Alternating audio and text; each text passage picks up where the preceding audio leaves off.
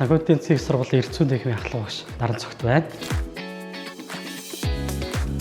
За та бүхэнд санхүүгийн эдийн засгийн сургуулийн эрх зүйн хөтөлбөрт хамрагдсанаар эрх зүйч мэргэжлийг эзэмснээр таны карьер төлөвлөлт буюу ирээдүйд та хэн болох, энэ мэргэжлийн үнцийг хаана орчих тухай та бүхэн товчхон дурдъя. За эрх зүйч мэргэжил бол ерөнхийдөө нийгмийг эмчилдэг эмч хэмээн дэлхийд дахинд бол энэ мэргэжлийг бол хүмүүс бол ярьдаг. Учир нь юу вэ гэхээр нийгэмдэр бид нар хуулиар засаглаж, хуулиар бидний амьдралыг сайн сайхан хөгжил дэвшлийг бол тодорхойлдог. Тэр хуулийг хэн бүтээдэг, за хуульд хяналт тавьдаг, за хуулийг хэн боловсронгуй болгодог, хуулийг хэн сайжруулдаг, хуулийг хэн хэрэгжүүлдэг гэдэг дээр эцсийн үндэ хуульч мэргэжил бол байнгын санаа зовж оролцоотой байдгаараа бол хуульч мэргэжлийн бол карьер бол нийгмийн сайн сайхан болохын төлөө явдаг гэж бол тодорхойлогддог. Санхүүгийн эдийн засгийн сургуулийн эрх зүйн хөтөлбөр та хэлснээр эрх зүйч мэргэжлийг энэ сургуулиас олж авснаар ерөөдөө орчин үед буюу олон улсад эрэлт хэрэгцээтэй байгаа бизнесийн зах зээл дээр тайлан уншдаг, санхүү мэддэг, хажуугаар нь эрх зүй мэддэгтэй, цогц мэдлэгтэй орчин цагийн хуульчийг санхүү эдийн засгийн эрх зүйн хөтөлбөр танд санд болгочих.